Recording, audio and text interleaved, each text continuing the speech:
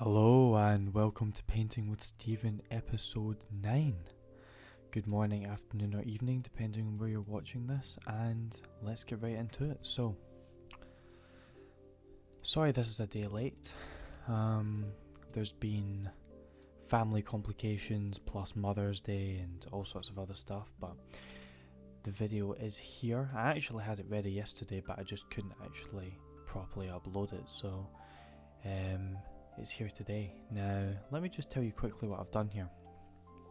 As you can see, I've gessoed the canvas black, but then I've left a little circle where the moon is, and then I've gone in with acrylic, a yellow acrylic, and I've just glazed over the white of the canvas and then added my greys in as well to make little craters for the moon.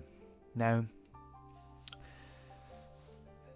that is, I really like that way of doing moons, because, you know, you're not having to do any of the sort of complex shapes or craters, and you can get a really nice glazing effect, which I will talk about slightly later. But yes, that blue, that very subdued blue, which is, you know, my favourite sort of Whistler-esque blue that he uses in his nocturnes, is made with a lot of burnt umber blue and some Paynes Grey, and then just some Flake White Hue. So as you can, I've literally just been saying this, but yeah, I mean, now I'm adding some orange into that moon that's already got yellow acrylic there, right? I want to get this blood moon, okay? That's the effect that I'm going for here. This is another Arran inspired piece here. When we were in Arran, we saw this incredible blood moon, and we also saw the Holy Isle. Really interesting place, really interesting history. The Vikings set up camp there before the Battle of Largs. So there's Viking iconography on the Holy Isle, and also it was used as a pilgrimage site for the early Christians, and then went on to be a very important religious place for hundreds and hundreds of years for pilgrimage. So the Holy Isle is just off of Arran, so it's an island of an island, if you know what I mean. And you know, I saw this island at night, and then this incredible blood moon, and I thought, yeah, like, I want to make that into a painting. But as with pretty much all my paintings, it's not actually the Holy Isle. It's just like, what really inspired me was the fact that I wanted it in the centre. Like, I wanted this big black mass in the centre, and then obviously I've added a little fantasy castle in as well at the side, which obviously doesn't exist in real life. And I wanted the blood moon in as well, because the blood moon just really blew me away at the time. What I like about blood moons as well is the fact that you've got this orange up top, and then you've got this faded yellow at the bottom, so it makes this like nice you know, sort of it lends itself to glazing. It lends itself to using a glazing effect because of the fact that I already had that yellow acrylic there, and then you're adding in oranges and wiping it off, and the effect that it can give you is this lovely subdued effect. I mean, it's a really cool way to paint. It really is. And you know, glazing, you can get all sorts of interesting lighting techniques. You know, it's that I'm starting to learn more and more about that actually, and you know, I think I'm going to be utilising glazing and multiple layers a lot more in my future work. Although this is a little bit back to basics for me, you know, when it comes to the whole sort of creepy silhouette-y thing. You know, and I really love that too.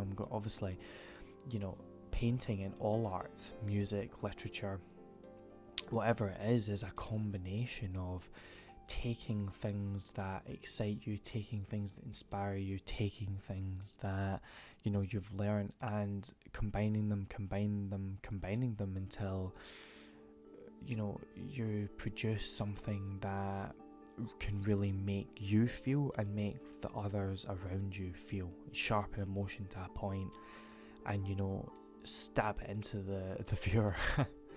And it's one of those things where, you know, if it excites you, then you should do it.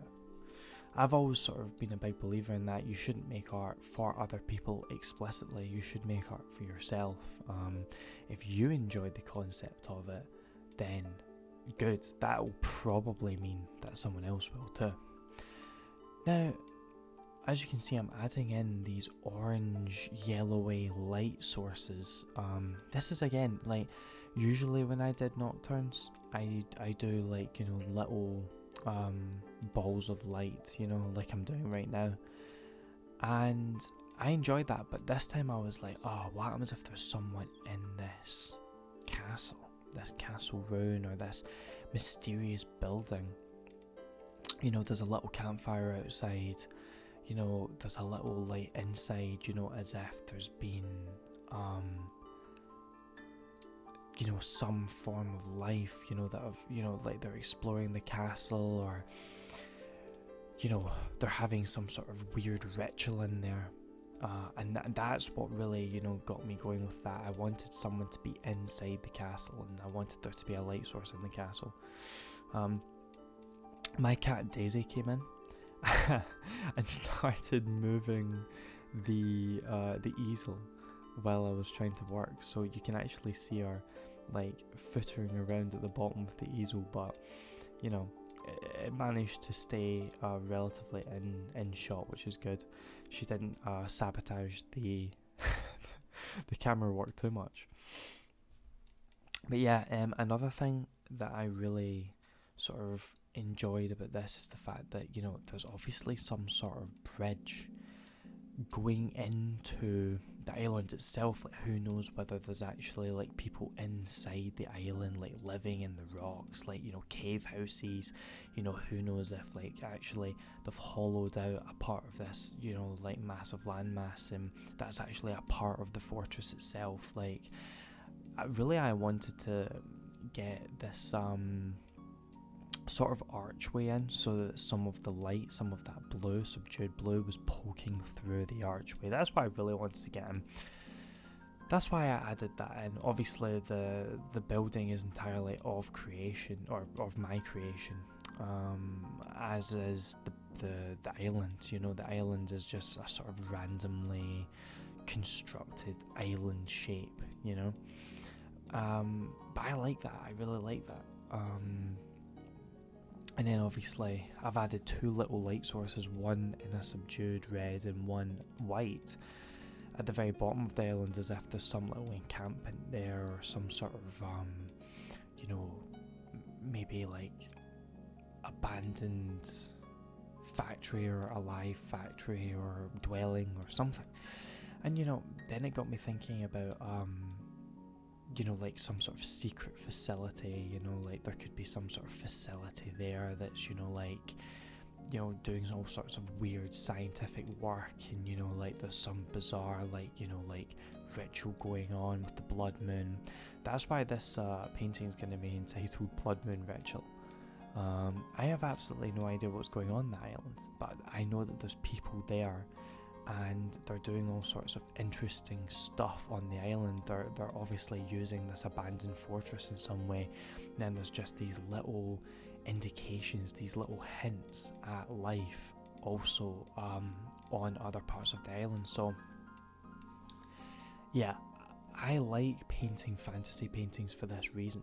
You know, you don't have to ground yourself in strict reality. You know, if I was to go out and paint Culzean Castle, or Turnberry Lighthouse, or, you know, like somewhere that's on the Ayrshire coast, I'm grounding myself to reality. And it's the same with literature. You know, you can make very, very important philosophical, theological points in literature using the medium of fantasy, for example, or sci-fi. When you construct reality yourself, when you construct a world, you actually construct the universe that this story is going to be in to prove the point. And in a way, you can actually make it a lot more nuanced and a lot more clear cut as you want it. It doesn't really matter whether you want it black and white or whether you want it morally grey. You can make very, very, powerful points due to the fact that you are constructing it. That's also what painters do, right? Painters take reality, but they idealize it, they romanticize it, sometimes they perfect it, and they create scenes from it that are not real, right? Like if you look at Piranesi, the great architectural painter, most of his paintings were obviously constructed. They were taking, inspiration from architectural reality, but they were constructed fantasies, and that's what makes them so powerful and cool. So this is the final result. I like how all of the light is playing in there, so yeah, I'm happy with it. But yeah, I'll see you for episode 10, and thank you for watching. Hope you've enjoyed my ramble, and goodbye.